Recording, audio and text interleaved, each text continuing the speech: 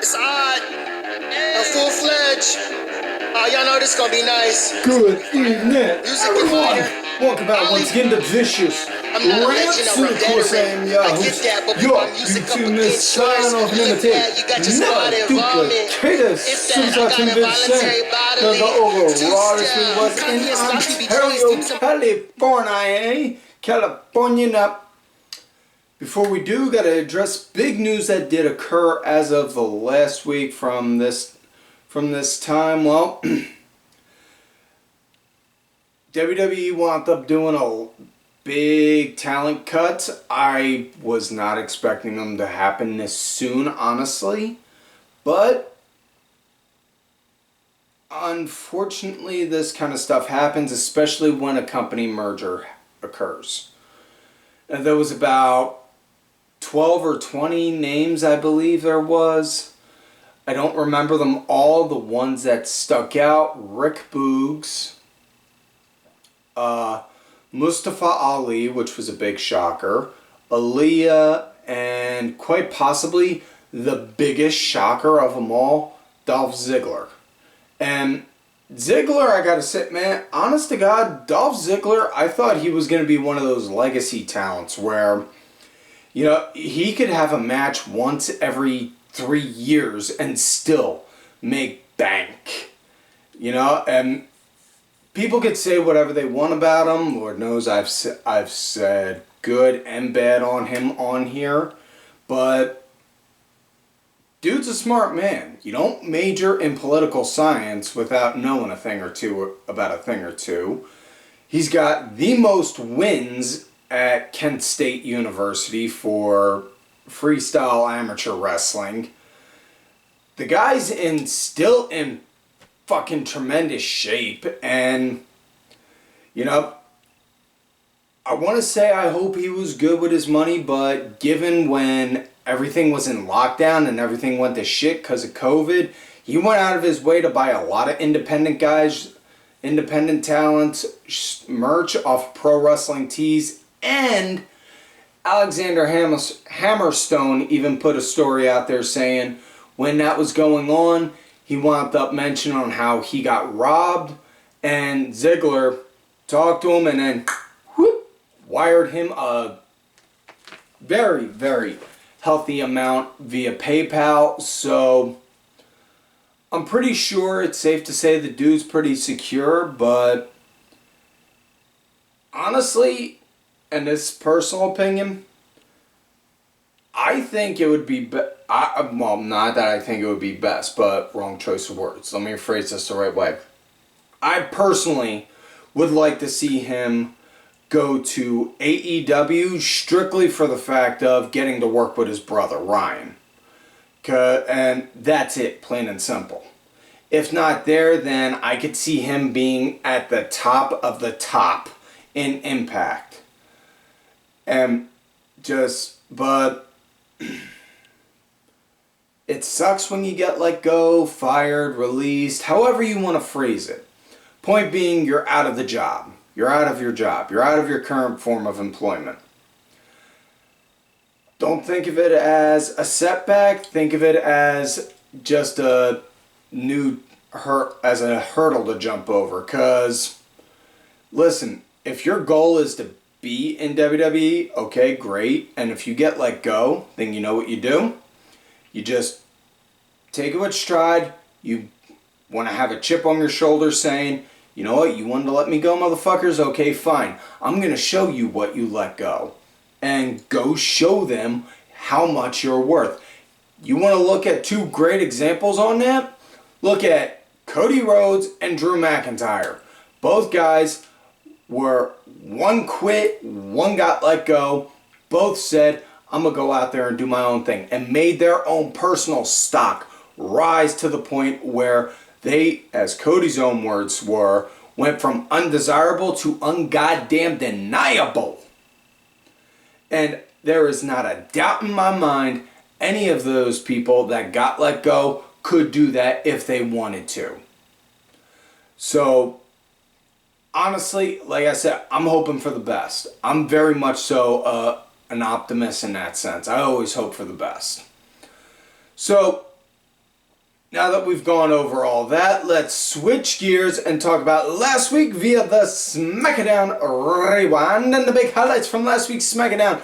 The show started off with John Cena himself coming out addressing on how he got beat up, he got snuck on by Jimmy Uso and Solo Sikoa, and how, and on how he wants retribution over it, how he wants a tag match against them too, and he's got the most phenomenal tag partner, pun intended, and then brings out Uncle Allen himself, AJ Styles, and then they build up the anticipation for wanting a tag match, AJ and John going against Jimmy and Solo. Adam Pearce says, okay, we'll make a contract signing for it at Fastlane tonight. It will be official, which, again, WWE shop, we need Adam Pearce. It's official merch. That stuff would sell. So we'll fast forward to the end of the night when they go to do the contract signing. John's out there. He's waiting for AJ. They cut to the backstage. You see Jimmy and Solo doing a beatdown on AJ, and then so bad AJ has to get taken out via a stretcher, and you just see Carl Anderson look over at John. I told him to stay out of bloodline business. Like, dude, the fuck? Man, don't. Your homie just got beat up and you're saying, I told you this would happen? Really? Like, damn.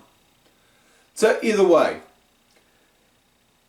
John signed the paper when he first got out there when he was waiting for AJ. Then they cut back. You see Jimmy and Solo in the ring with the contract in hand, calling out John. Cena comes out. They do a 2-on-1 beatdown on him. Jimmy and Solo sign the contract, leaving on top of Cena. So it's pretty much been, it's official. Cena versus Jimmy and Solo in a handicap match. Now, it was, according to the rumor and gossips, and take rumor with a grain of salt, take the rumors with a grain of salt, it was LA Knight was supposed to come out there to help. However, LA Knight could not make it because he popped a positive on a COVID test, and so yeah. Now, they did apologize to the fans in attendance and even offered refunds for the fact that LA Knight wasn't there, which honestly goes to show you on how much they got on how much they're putting behind him, how much they're betting on him. You wouldn't see something like that with a Miz. You wouldn't see something like that with a Kofi Kingston. And I'm not saying that to diminish either guy. I'm just saying, that shows just on how much trust they got. Like, now listen, we see this guy being a big name. So, yeah. Yeah. Dummy. Yeah. So, other highlights from SmackDown. Rey Mysterio and Santos Escobar had a tag match against the Street Profits. Not much of a shock. Rey and Santos got the win. And then after the match, you see in the locker room, Lashley drilling into the Profits like a DI. Well, I would say a DI, but given Bobby Lashley was Army, I'd say, yeah, a DI. Or no, drill sergeant, I'm sorry. Bobby drove into them like a drill sergeant, not a drill instructor. Sorry. And then was like, I brought you boys up from obscurity. I gave you your suits. Helped you figure out what you want, and on how to get it. If you guys can't deliver, turn them in. I want them suits. I want everything I gave you, and get out. And they just both look like, ooh. Kind of have that look like a kid has, like, oh, we done pissed off Dad. Yeah. Excuse me. Then we had a women's title match. Io Sky going against Asuka. And good God almighty, this was a hell of a match right here. Definitely need to go out of your way to watch this if you had not seen it. Seriously need to watch it, and it's not just because, I could watch Asuka read a phone book, but that's neither here nor there. really awesome match. It came to an end when, now, Charlotte, she was sitting over by the commentator's table, not saying a word, but just watching. Eventually, she got fed up with the fact that Bayley and Dakota, kept running interference, bringing the ropes over, pushing the ropes forward for Io to get to, so that way she can get a rope breaks and such. Charlotte just had enough of that shit, went over, just started arguing and then swinging. Asuka got the shot, like, what the fuck's going on? Io then capitalized, popped her, and then did the moonsault. 1, 2, 3. So the last match that was on SmackDown was the Brawling Brutes going against Austin Theory and Grayson Waller. And this came to be because of a backstage skirmish between them. So, really good match. I dug it. It was really nice. Waller and Theory got the win, no surprise. I can definitely see them using them as a tag team down the road. Whether or not they're tag teams that get titles is a whole other question for another day, but do also want to address the other news that did break around the same time as the releases did. October of 24, SmackDown is moving to the USA Network, and there is also talk that Raw and NXT's deals are only good until September of 24. So, honestly, personally, this is just my personal thoughts and views. I know nothing on the inside. I have zero inside knowledge. I think they're going to wait until a few months before the deal is up to sign and renew, just to put some feelers out there, see what's on the market. And not only that, given the relationship WWE has had with not just USA but NBC Universal in general. Because I mean, listen, I still remember when I was a teenager when Raw moved from the USA Network to TNN. And after that, it was like USA's ratings went down. They dropped like the Titanic. And then it was just like a matter of, listen, I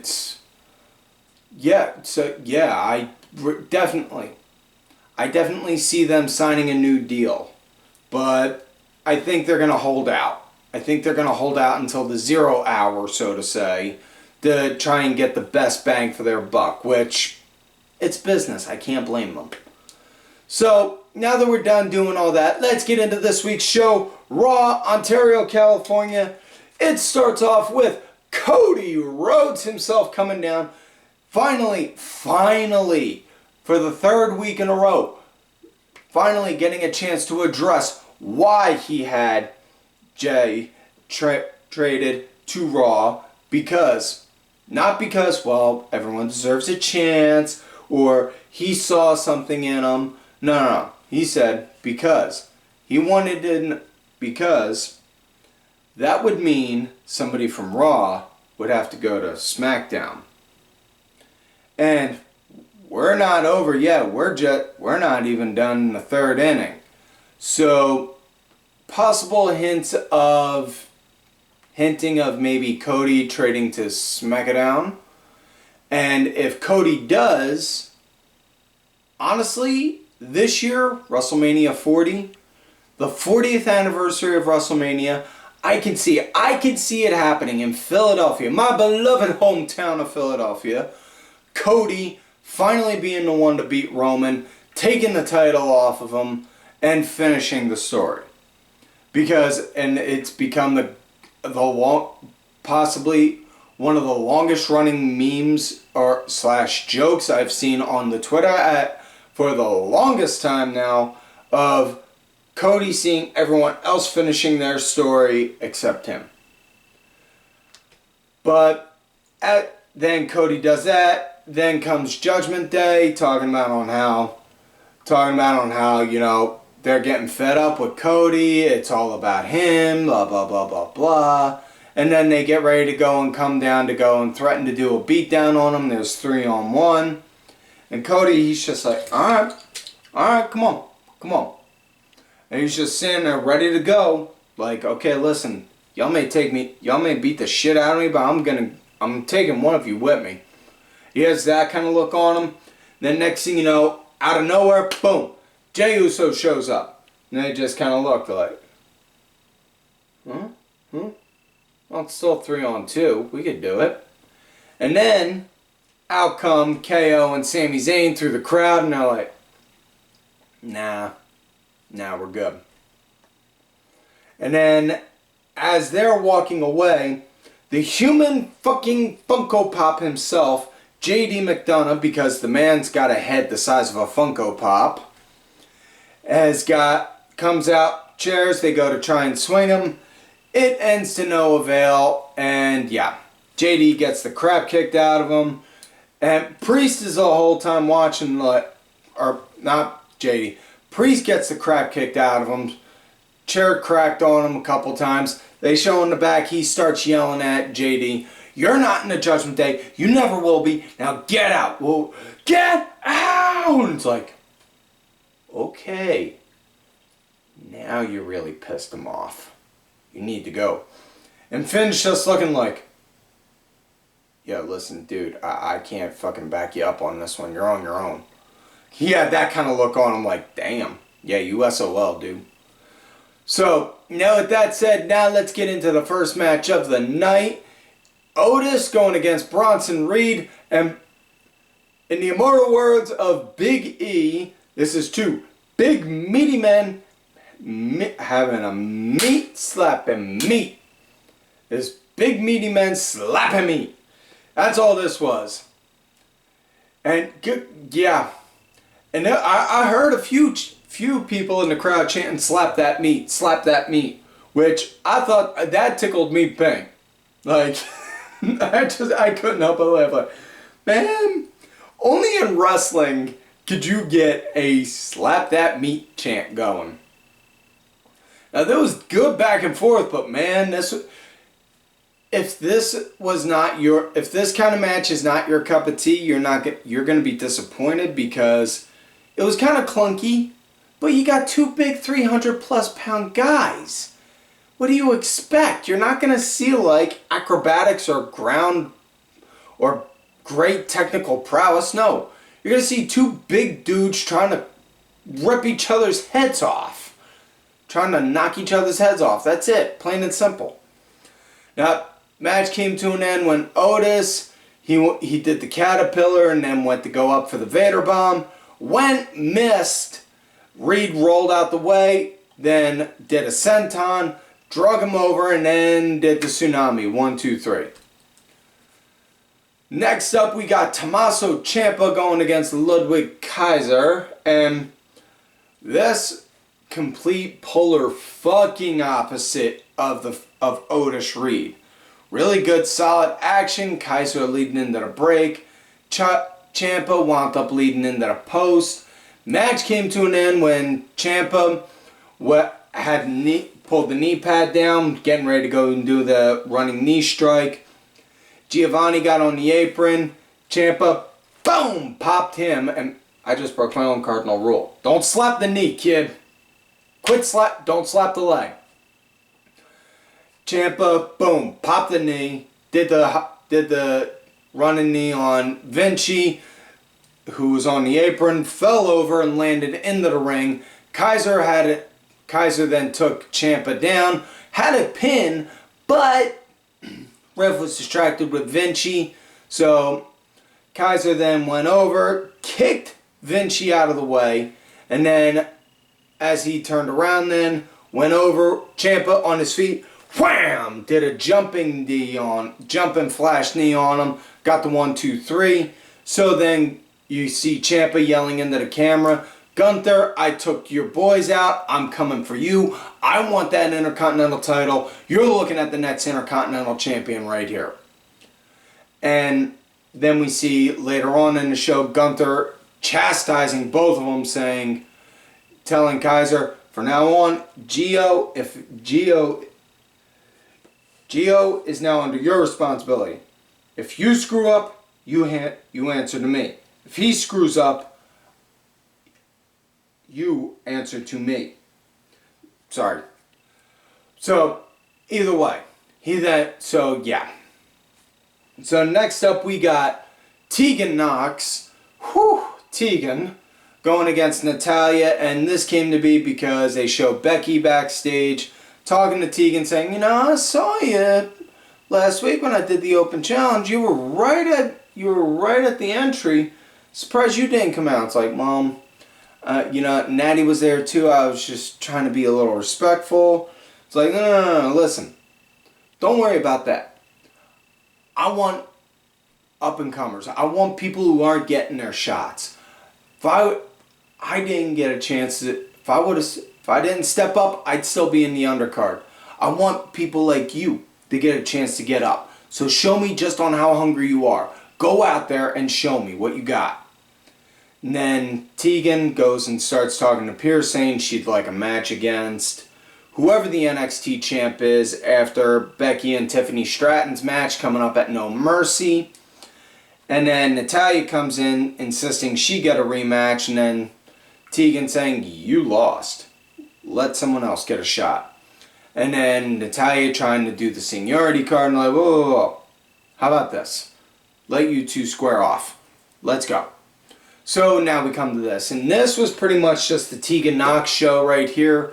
She had a really nice chance to just show just what she can do. For those that may have forgot what she can do, or for those that are getting to see her for the first time. Either way, really glad to see Tegan out there working. Still swear, that woman is a goddamn unicorn. Loves dogs, plays video games, wrestling. Yeah. Her wife is definitely got to be a happy woman because she snagged a goddamn unicorn. That's all I'm leaving it at. Tegan got the win doing the Shining Wizard, so yeah. Next up, we got Dragon Lee going against Dominik Mysterio for the North American Championship.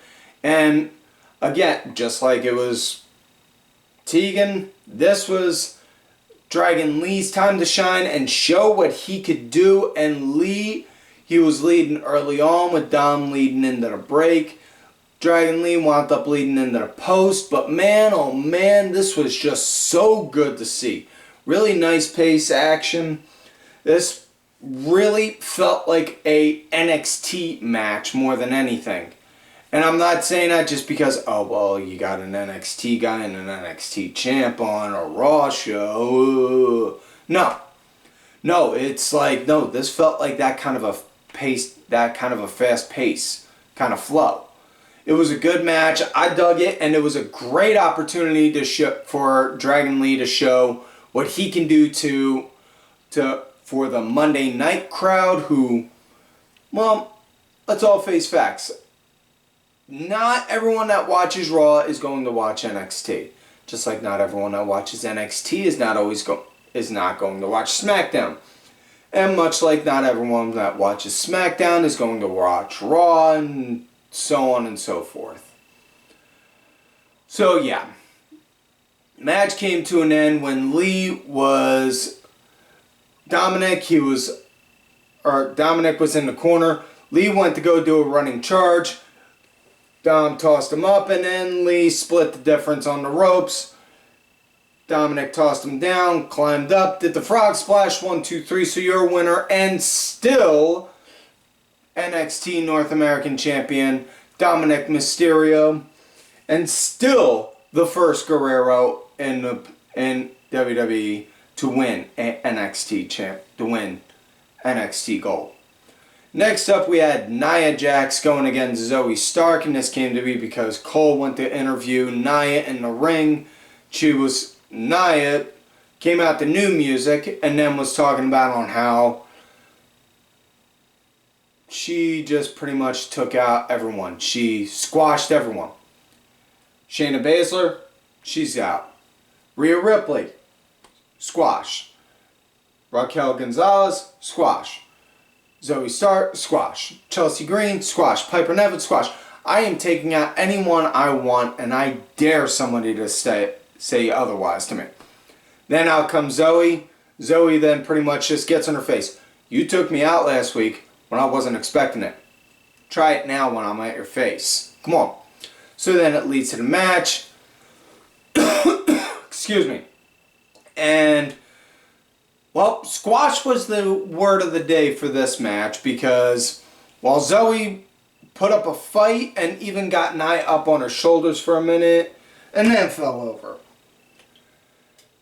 It was Nia just pretty much bulldozed her, wound up getting the win, doing the bonsai drop, which they're now saying is an annihilator. So, yeah, okay.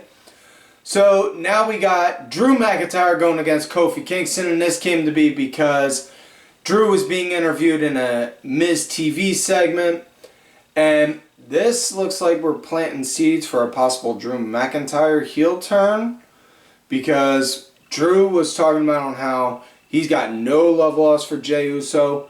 As far as he's concerned, he deserved the ass whooping he got last week. Cody was only came out to go and clean up his mess that he made by bringing him over here. And then Kofi came out, it's like, whoa, whoa, whoa, dude, listen, man, I don't know what your problem is, but listen, Jay's trying to make up for past sins, man. Oh, like, you're okay with him being here after everything he put you guys through. No, we're not. But he's trying to make up for it. But, Big D, which is what they referred to Drew as. Big D, you walking out here all big and hard, but you know, the way you're talking, you're carrying yourself all limp. And you ain't that stiff, man. Just, what's up? So yeah, are we not phrasing? Is phrasing no longer a thing? Either way, then we get, so, a little bit of back and forth talking for a minute, and then we get to the match. So, yeah, like I said, Drew pretty much just looked like a mad Scot, like a really angry Scotsman, which, not much of a reach for him to do. But, yeah. Kofi, he held his own in this fight, but ultimately Drew McIntyre was pretty much dictating the pace post-commercial break.